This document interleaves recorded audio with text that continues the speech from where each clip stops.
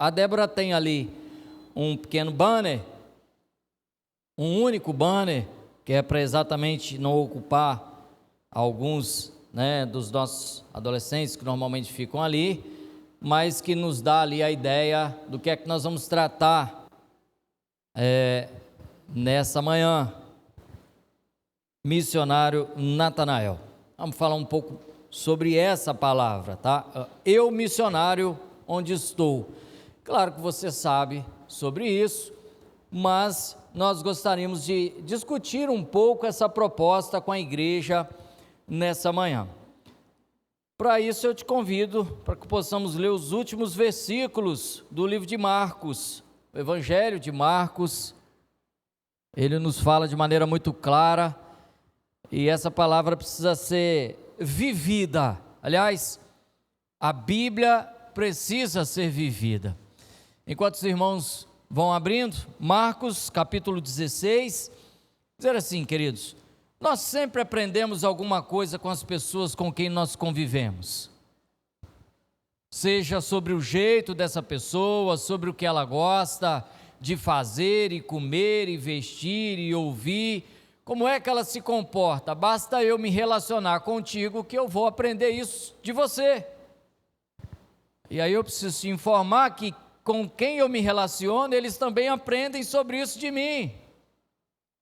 O tempo todo nós estamos aprendendo alguma coisa sobre a vida do outro e o outro sobre a nossa vida. Então o modelo de vida que ele escolheu impacta em nós, se assim deixarmos, e o nosso também neles, se assim eles entenderem que faz bem. E quando nós trazemos essa proposta do eu missionário onde estou, nós então precisamos ter em vista o que Jesus disse quando nos deu a ordem para a evangelização.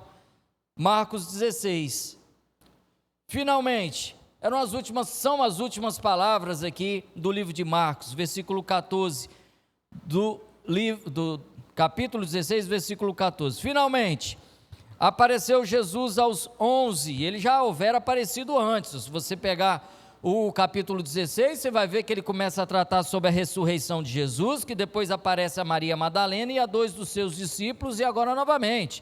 Ele então apareceu aos 11 discípulos, quando estavam à mesa, e censurou-lhes a incredulidade e dureza do coração. E por que isso? Porque não deram crédito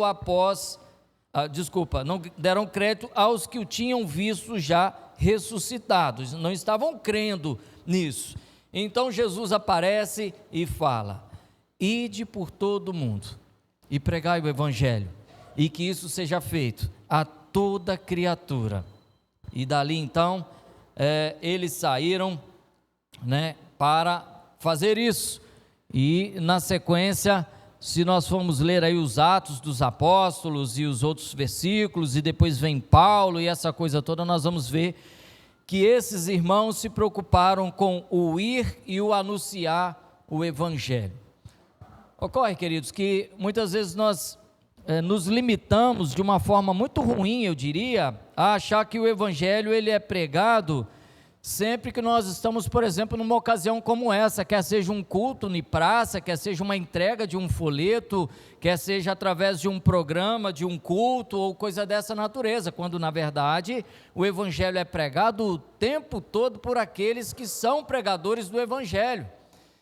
Exatamente, porque o nosso modo de viver exala aquilo que nós cremos e aquilo que nós somos. Se eu creio em Cristo e sou cristão, então eu vou exalar a cristandade. E quem convive comigo vai aprender um pouco sobre isso. Bom, compartilhar com vocês algo que vi por esses dias. Quem me conhece, quem convive comigo, já aprendeu uma coisa, sabe que eu sou muito ruim de redes sociais. O telefone para mim ainda é prioritariamente para uma ligação. Se mandar mensagem eu até vejo algum dia. É o meu estilo, eu não consegui me adaptar a esse mundo de informações, enquanto eu estou fazendo uma coisa, cuidando de outra ao mesmo tempo, não fazendo bem nem isso e nem aquilo. Há outros que conseguem, mas talvez não é meu estilo por se dedicar dessa maneira. E aí, numa dessas poucas passadas pelas redes sociais, eu até tenho um Instagram por questões de trabalho, e eu encontrei aqui um perfil, né, que até então tem sido muito interessante, que se chama, precisa ter as costas abertas, né? Tio Paulo Cajadadas. Eu não sei quantos de vocês já viram e seguem isso daqui, mas são frases importantíssimas para a vida do cristão, pelo menos até agora, e que dizem respeito exatamente a isso. E numa dessas frases, normalmente são frases de pastores, pregadores, irmãos, pessoas, algumas com autorias e outras não, e uma sem autoria que eu encontrei essa semana foi: quando a igreja, que és tu, que sou eu, nós estamos reunidos no templo, mas nós somos a igreja, quando a igreja entender que a pregação não é barulho, não barulho no sentido talvez de música, isso, aquilo, outro, mas perceba, não barulho e sim ensinamento. Eu vou ler novamente. Quando a igreja entender que a pregação, pregar o evangelho, ide pregar o evangelho a toda criatura, não é barulho em si, e sim ensinamento, teremos mais convertidos do que emocionados. Eu já até tratei aqui outro dia sobre como o nosso organismo nos prepara para algumas situações, e muitas vezes nós confundimos a ação do Espírito Santo por uma emoção que nós sentimos, uma descarga de hormônio que nos faz sentir tão bem que a gente até acha que aquilo ali é a presença do Espírito Santo de Deus, mas aí quando a gente entende que o modelo de vida vivido por tal pessoa não se aplica a isso para deixar, porque o Espírito Santo não habita onde o coração está sujo, aí então as emoções explicam. E essa frase chamou muito a minha atenção. Quando entendermos que de fato o pregar o evangelho é modelo de vida, é ensinamento, então nós teremos mais convertidos. E é bem verdade que, e aí eu encontrei uma outra frase essa semana dizendo assim: quer fazer um culto moderno? Pregue a Bíblia, ela está sempre atualizada. Porque algumas vezes nós encontramos algumas igrejas, inclusive algumas presbiterianas, se bem procurarmos, que inventam maneiras de criar um episódio e chamar de culto, que muitas vezes a pessoa de Cristo nem é aquilo que de fato está se pregando. Então nós precisamos ter esse cuidado, e é em busca disso que nós vamos discutir aqui.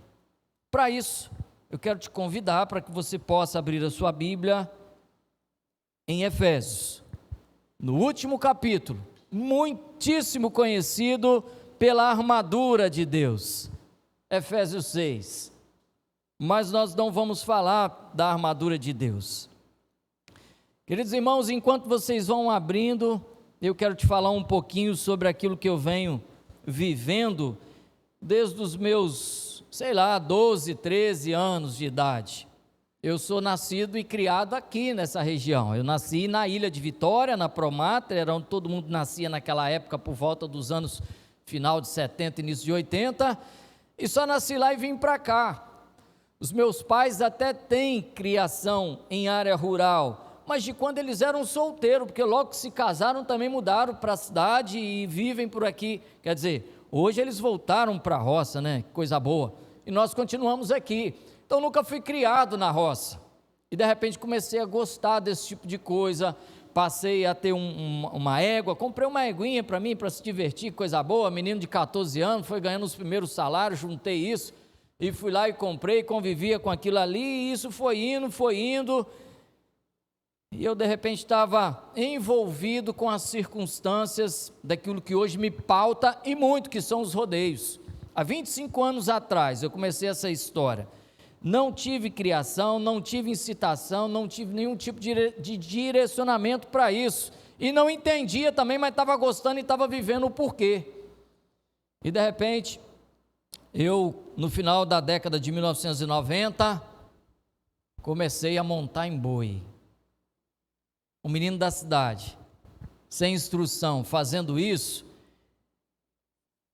Bom, eu fui entender mais tarde, foram 3 anos assim, né? Quando passou-se esses 3 anos, de uma maneira muito direta, meio que sem explicação, é coisa para se falar com mais calma, eu parei de montar e fui julgar. Passei a ser juiz de rodeio. Não tinha nenhum tipo de ensinamento para isso, mas bastaram 2 episódios para no terceiro eu ir buscar. Então fui fazer um curso na área e aquilo me fez despontar muito. E ali eu fiquei 17 anos cumprindo essa carreira. E depois desses 17 anos, eu não sabia, mas Deus me mostrou que quando estava aqui nessa igreja, alguns vão de se lembrar. Seu Mário, que coisa linda ver o senhor conosco aqui nessa manhã, meu irmão.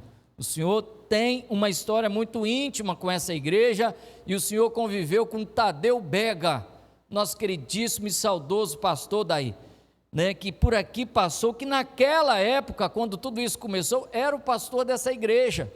Eu, quando fui compartilhar com ele sobre essas vontades, achando até que iria ser reprimido, ele me encorajou e me mostrou Paulo dizendo: como crerão se não tiver quem pregue? E aí as coisas foram andando e o pastor foi ali, de fato, pastoreando esses passos. E eu me lembro de uma oração que eu disse assim: Senhor, então se for para eu ir, que eu fale do teu amor para os pequenos e os grandes dessa área. Eu fiquei 3 anos montando, 17 julgando, e hoje eu trabalho com o microfone no rodeio e falo para todos, para os grandes e para os pequenos. Hoje eu trabalho como comentarista técnico de rodeios, pelo Brasil afora, rodando. A igreja sabe pouco sobre isso, que na verdade eu não sou muito fã da rede social, faço por uma questão de trabalho, mas é o meu campo missionário.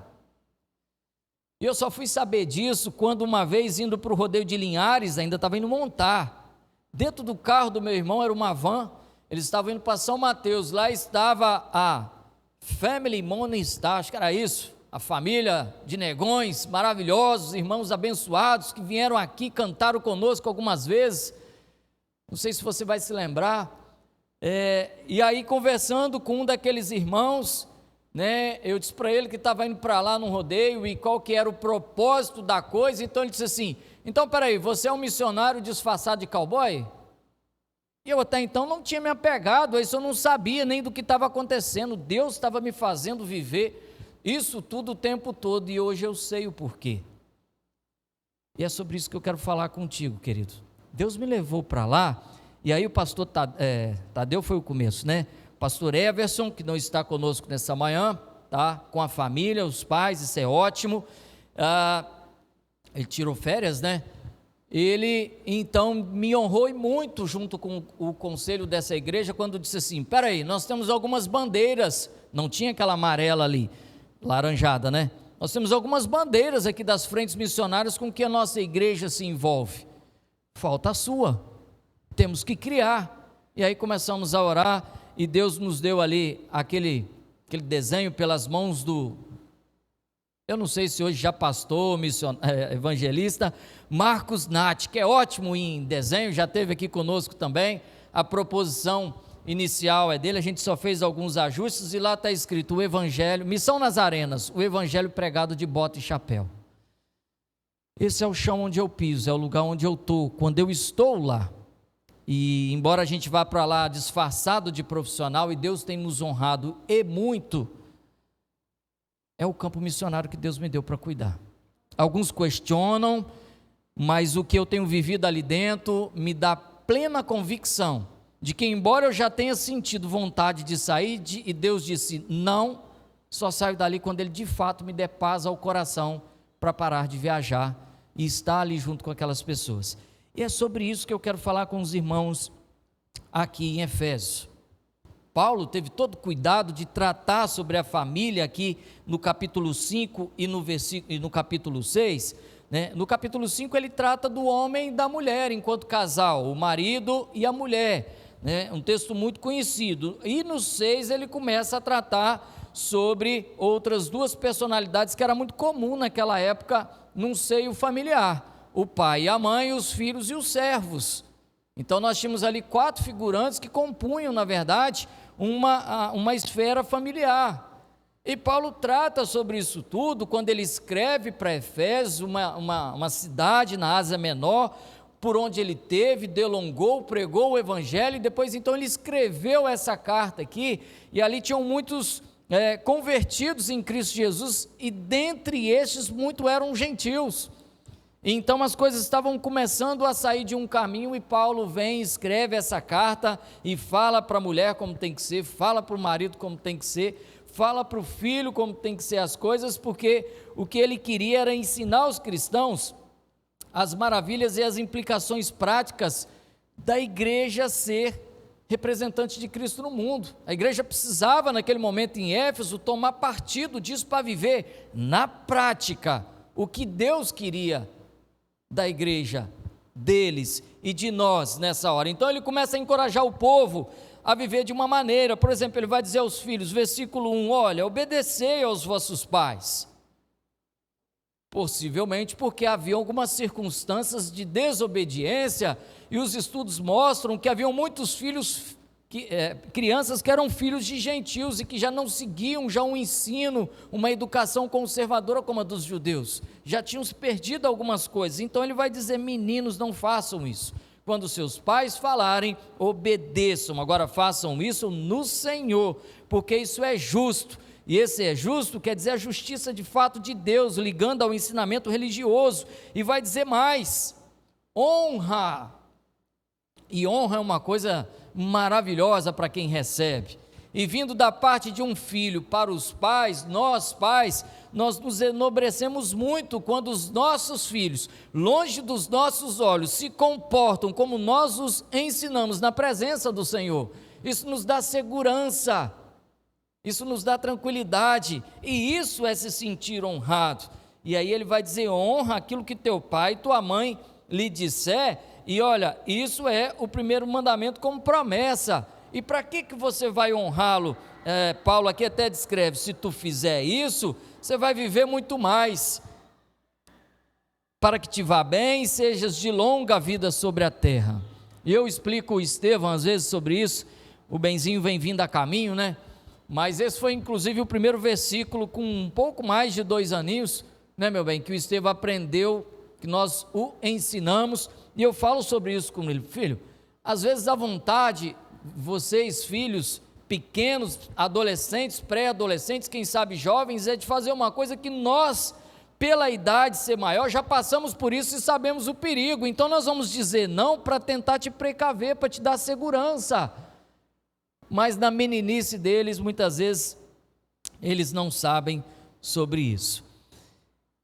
Querido irmão, quando você educa o teu filho na presença do Senhor, quando você trata disso com ele, independente da idade dele, se já maior, se menor, você então está fazendo aquilo que Deus pede para que você faça, e acredite você quer ou não. As pessoas em olhando para os teus filhos vão dizer, que criança, que jovem, que adolescente educado, que coisa linda, falando, vivendo, demonstrando, exalando as coisas de Deus que você cultivou desde cedo. E então, em olhando para o filho, as pessoas podem entender que os pais tiveram o cuidado de educá-lo no Senhor. Até por isso eles honram a Deus. E quem sabe tendo contato, isso pode ser um vizinho, pode ser um familiar, vão entender que você não fugiu do seu campo missionário enquanto pai, enquanto mãe. Que você não se cansou de dizer uma vez e outras mais, quando teu filho precisava ouvir, e assim o fez. Não se furte. O versículo 4 vai dizer, vós pais, não provoqueis aos vossos filhos a ira, e ele diz assim, mas criai-os. E esse criai precisa ser entendido, queridos. Ele cabe principalmente a figura do homem nessa hora, e embora nós pensamos de que a criança chega para alegrar o lar, nessa visão paterna em que Paulo nos traz a essência do cristianismo, em que nós somos semelhantes à imagem de Cristo, o que ele está querendo dizer, e era isso que aquela sociedade vivia, aquela cultura vivia naquele momento, é que nós precisamos dar aos nossos filhos o cuidado emocional, sentimental, o cuidado educacional, para que ele pudesse viver de tal forma que fosse a sua imagem confundida com a própria de Cristo, para que as pessoas, em olhando para aquela criança, conforme a educação que ele teve, criai-os, perceba o texto, na disciplina e na admoestação do Senhor. na disciplina, conhecendo o que é necessário para ser daquela maneira, disciplinarmente, e admoestar nada mais é do que avisar alguém que ele está correndo perigo, é chamar a atenção, é estender a mão e falar: olha, você está infringindo algumas regras e eu preciso te dizer como é que é. Então essa pessoa está sendo admoestada, e nós, pais, não podemos então deixar de fazer isso com os nossos filhos. Para quê? Quando grandes, não se desviem nem para a direita nem para a esquerda, e as pessoas vão olhar para eles e dizerem: como se parece com a imagem de Cristo. Nós não podemos nos furtar a isso. Muito bem, mas é a caminho do versículo 5 que nós vamos entender algo de uma forma mais local. Onde é que você trabalha? Com que você trabalha? Onde é que você mora? Onde é que você vive? Quem é que te conhece? Com quem você lida no dia a dia? Todas essas perguntas podem fazer com que você comece a entender que o eu missionário é onde você está. Prega-se a palavra através dos ensinamentos e não do barulho.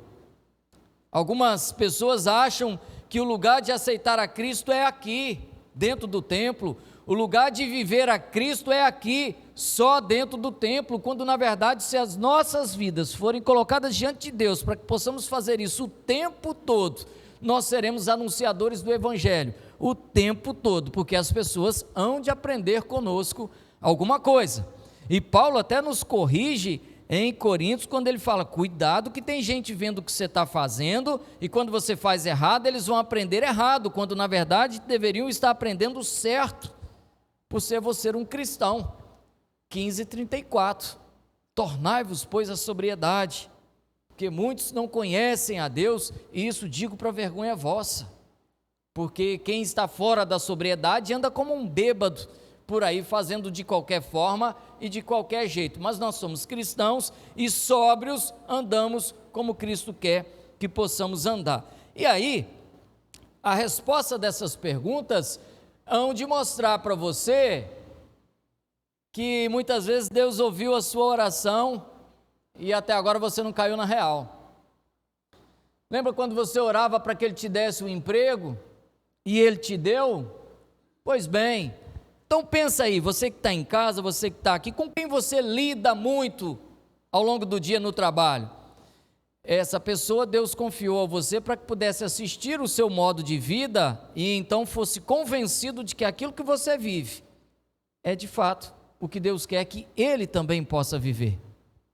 Quando Deus atende a teu pedido, a tua oração e te dá uma casa para morar, e agora você tem vizinhos, e aqueles vizinhos vão conviver contigo, seja num prédio, seja numa rua, casas horizontais, tipo aqui no bairro que o seja, esses vizinhos vão conviver com você, e Deus então ouviu a tua oração, e a tua condição permitiu comprar uma casa, e agora você tem vizinhos, e precisa pregar para eles pelo seu modelo de vida, porque isso é um ensinamento. Olha, eles nem vão na tua igreja, eles não vão, por mais que às vezes você chame e convide, mas eles vão conhecer a Cristo pela maneira como que você é vizinho, por aquilo que você faz, queridos. Olha o versículo 5, ele disse para as mulheres e para os homens, dos maridos, no 5:22, começa falando dos filhos no capítulo 6, e então agora no versículo 5 do capítulo 6, ele vai falar para uma classe, a classe de servos. Ele diz: quanto a vós outros, servos, ora, e quem era o servo? Era o escravo. E o que é o escravo? O escravo é uma ferramenta, ele não é dono de si, ele tem que obedecer às ordens do seu senhor. Aquilo que o seu senhor quiser que ele faça, na época ele teria que fazer. Hoje, graças a Deus, nós não vivemos isso mais aqui no Brasil, mas já em outras épocas vivemos, né? O que nós encontramos hoje são situações que eles descrevem como análogas à escravidão, ou seja, semelhante, porque trabalham muito, recebem pouco e vivem mal, dormem em qualquer lugar, se alimentam muito mal, porque o alimento servido ou as condições de acesso ao alimento não são as melhores, não tem as melhores condições de banheiro, de cama, de dormida, é alguém que sofre muito. Essa é a ideia que nós temos de escravo. Portanto, o escravo é uma ferramenta, porém com alma. ele precisa de um cuidado mínimo, assim como um cão. Está ali, muitas vezes ele até protege a tua casa do perigo, até protege você, andando na rua, ele é ao teu lado, e se alguém quiser lhe atacar de alguma forma, o teu cão vai sair em defesa da sua pessoa. E aí você tem que cuidar dele para que ele fique na tua casa, no teu terreiro, e você chamá-lo de seu. E o escravo era isso, uma ferramenta com alma, que precisava de um cuidado mínimo para fazer as suas atividades do dia. E aí Paulo vai dizer para esses: quanto a vós outros servos, obedecei a vosso Senhor, segundo a carne, com medo e obediência, com temor e tremor, e faça isso na sinceridade do vosso coração, e olha que interessante, como a Cristo. É extremamente legal ver que Paulo não encoraja aqui nesse momento os escravos a se rebelarem contra os seus senhores, para que pudessem buscar a liberdade, porque ele vai falar inclusive no final do versículo 7, para quem é servo ou para quem é livre, para quem é escravo ou para quem é senhor. Então ele está reconhecendo a figura de cada um, conforme ele ocupa ela na sociedade, e está dizendo: ó, seja lá onde você estiver, sirva a Deus. Versículo 6, como é que é para fazer isso? Não é para servir à vista, como para agradar a homens, ou seja, apenas quando estiver sendo visto. Se tem alguém lhe vendo, então você faz bem aquilo que você faz. Nós cristãos, inclusive, quando estamos sendo vistos, fazemos aquilo que as pessoas vão de ver e falar: nossa, ele é cristão. E quando não estão vendo, e é isso que Paulo está falando, como é que nós fazemos? Não servindo à vista somente para agradar a homens, mas como servos de Cristo, fazendo de coração a vontade de Deus. E sabe como é a vontade de Deus? É servindo de boa vontade. Versículo 7, como ao Senhor e não como a homens. Eu, quando entrei aqui nessa igreja, uma dos cânticos que mais cantava era o Salmo 100, celebrai com júbilo ao Senhor todos os moradores da terra, e servir ao Senhor com alegria. E se você tiver condições técnicas, verbal, de me explicar quando é que alguém será convincente de servir ao Senhor sem alegria, e isso soar como uma coisa boa, então eu estou pronto para sentar e te ouvir. Porque ninguém que, em vendo você viver a sua vida, sabendo que você é cristão, não servir a Deus, fazer aquilo que você faz com alegria, você não há de convencer ninguém sobre isso. E o que talvez quem trabalha contigo o dia inteiro escuta, e muitos, são as suas reclamações sobre isso ou sobre aquilo, se questão salarial, se condição de emprego, pior ainda, se alguém que está ao seu lado e é hostil, e você tem então a falta de habilidade de repente criticar alguém abertamente, deixando de lado a decência, a ordem das coisas, porque você simplesmente inflamou-se publicamente contra alguém, quando na verdade não é isso que nós deveríamos fazer. Queridos, é um segredo que não pode ser escondido de ninguém. Normalmente esse segredo ele é guardado, mas esse precisa ser divulgado, e a maneira como você vai divulgar isso é servindo com alegria, fazendo de tal maneira que as pessoas já sabem o que esperar de você.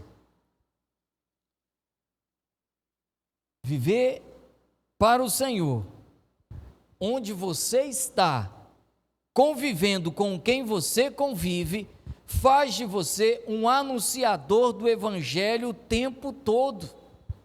Então você será conhecido por ser um bom funcionário, um bom vizinho, um bom pai, uma boa mãe, um bom parentesco. Se as pessoas soubessem o quanto isso implica, e muito, é algo como dizer assim: olha, todos os dias quando você sai de casa, Clóvis, que você vai dirigir um ônibus, que você vai abrir uma porta, que você vai receber alguém num balcão, fazer uma venda, realizar um trabalho, seja lá o que for, talvez você nem vai sair de casa, você vai ficar em casa cuidando da casa. Quando você faz isso entendendo que você está fazendo para Deus, que Ele é o seu Senhor, e Deus merece o seu melhor, então você vai ser reconhecido por fazer bem aquilo que você faz. As empresas até podem tirar um grande benefício disso e achar que você é um bom funcionário, porque você, em fazendo para Deus, vai fazer bem feito, e aí o teu patrão, gerente, seja lá quem for, vai ver isso, vai entender isso, vai sentir os efeitos disso e vai dizer, obrigado pelos seus bons trabalhos prestados, mas o que ele talvez não saiba e precisa saber, é que na verdade ele se beneficia de uma coisa que você entrega diariamente para Deus, queridos.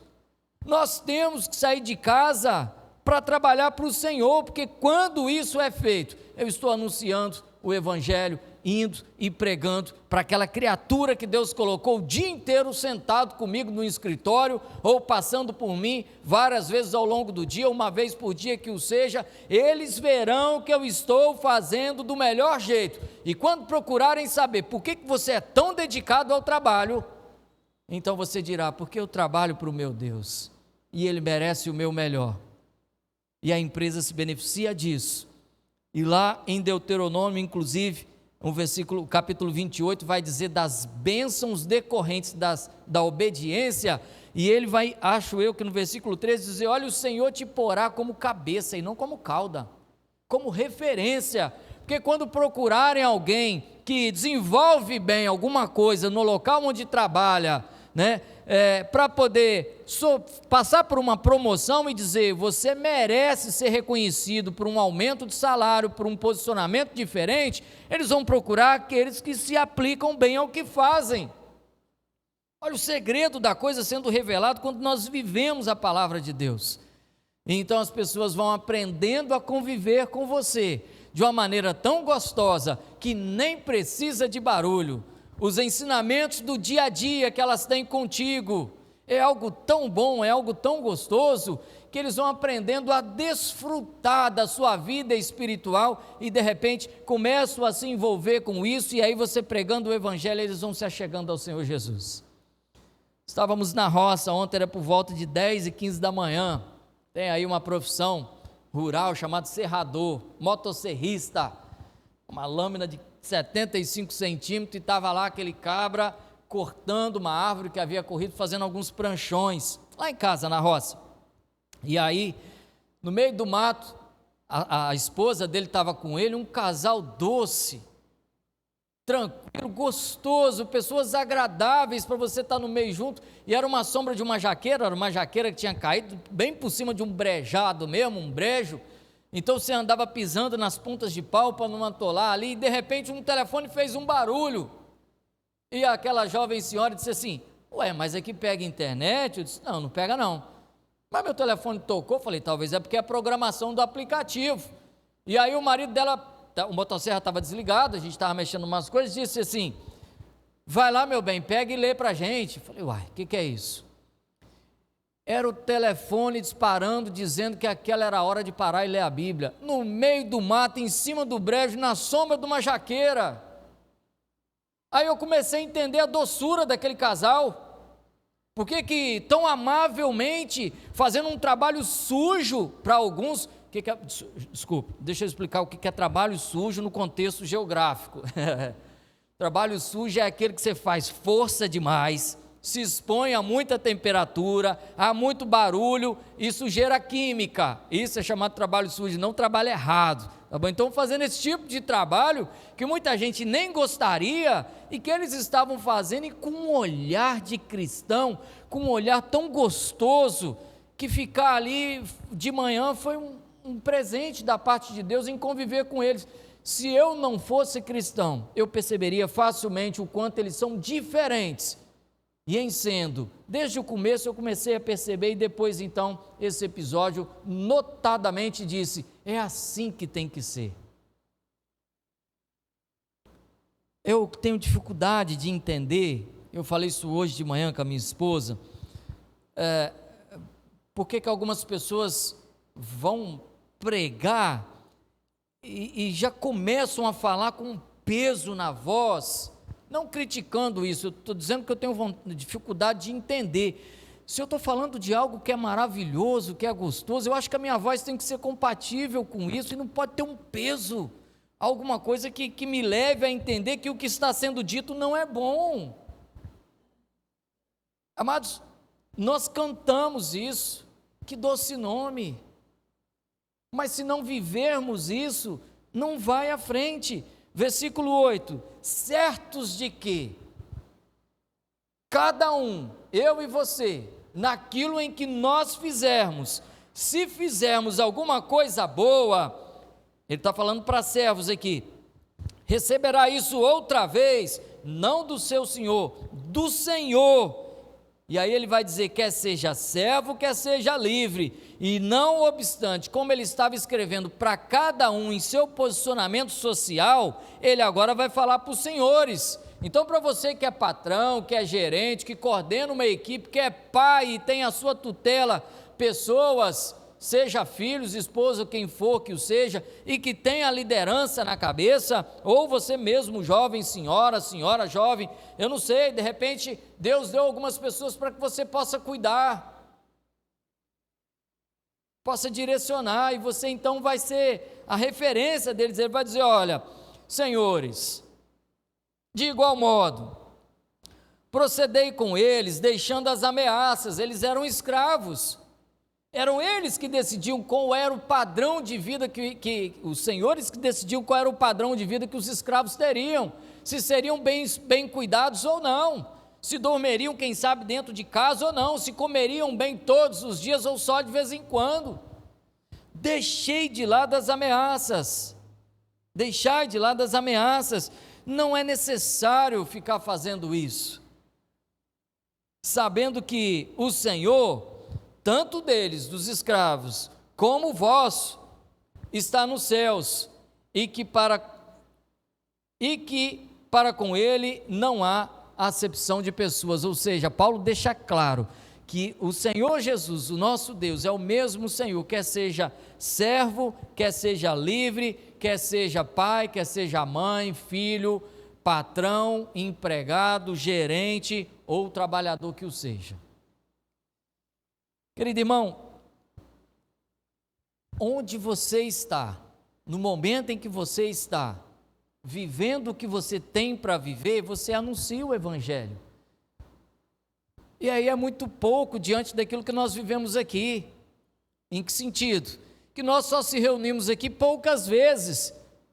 E então, se tivermos que esperar que as pessoas venham aceitar a Jesus numa reunião de templo como essa, é pouco o tempo que nós passamos lá fora é muito maior do que o que nós passamos aqui dentro.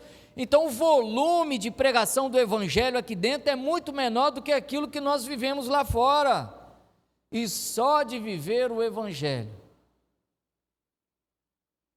nós estamos pregando o Evangelho, só de vivê-lo de forma pura. E esse é o convite que Paulo fez para esses servos e para esses senhores, vivendo como que para o Senhor, servindo o Senhor, e não para os homens. Às vezes, nós até vestimos boas roupas, disfarçamos com um sorriso hoje por baixo das máscaras, mas o peso no olhar nos entrega de que nem tudo está bem. E as pessoas que convivem conosco sabem disso. Tanto é que talvez você já ouviu de pessoas assim, tá tudo bem?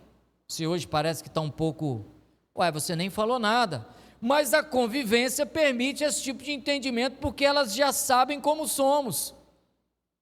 Então se atente, se alerte para isso, porque as pessoas que convivem contigo vão perceber com facilidade a pregação do Evangelho, quando você assim o fizer, não servindo à vista, como que para agradar a homens, mas como servos de Cristo, fazendo de coração a vontade de Deus.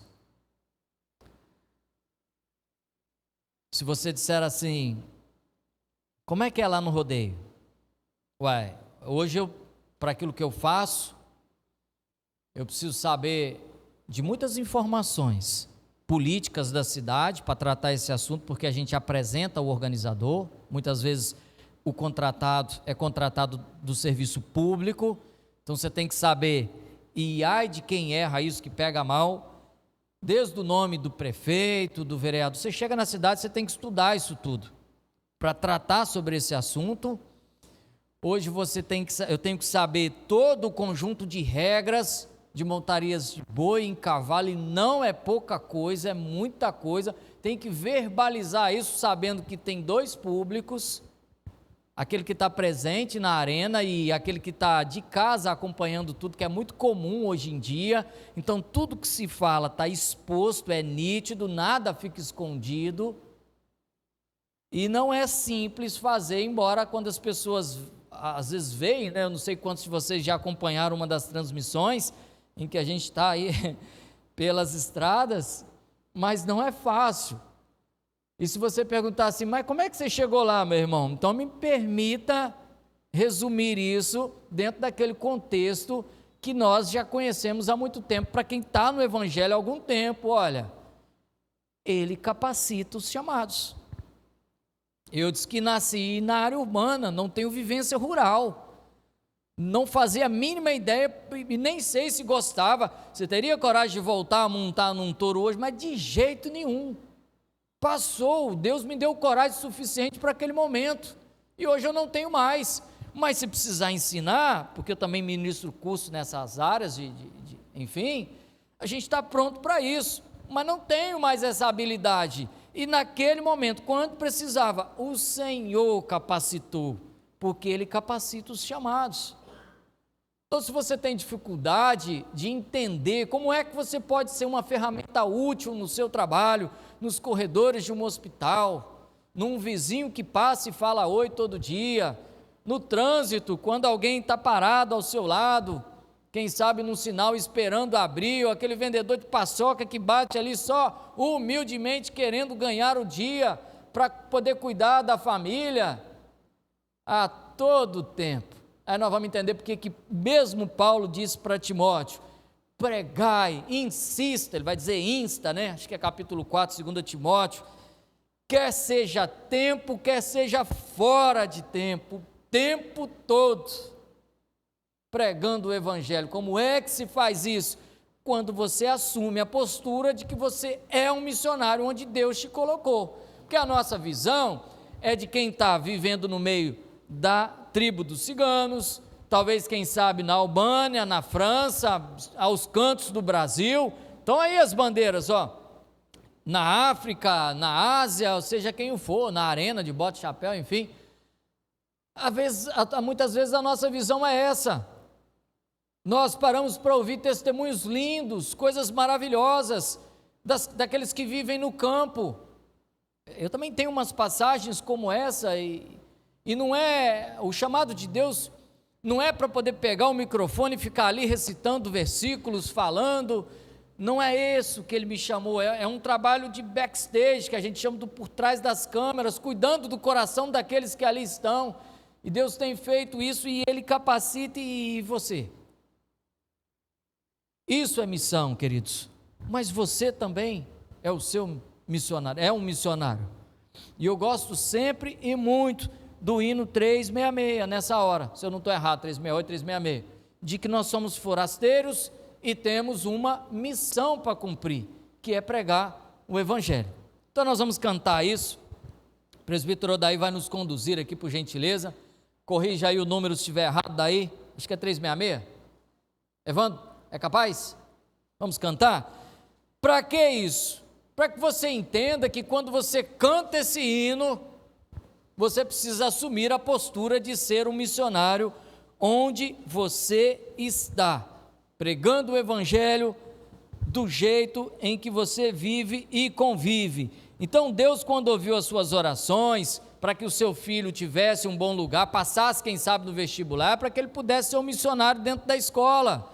Deus, quando ouviu a sua oração para que você pudesse subir de cargo, trabalhar nessa ou naquela empresa, fazer essa ou aquela venda, é para que ali você pudesse expor o Evangelho através da sua vida. Então, viva isso todas as vezes que acordar e ao cantar essa canção, muito mais. Por gentileza, meu irmão.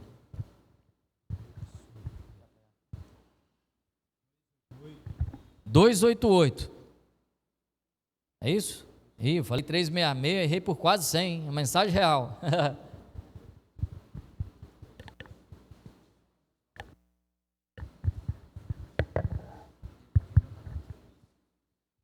Vamos lá, irmãos.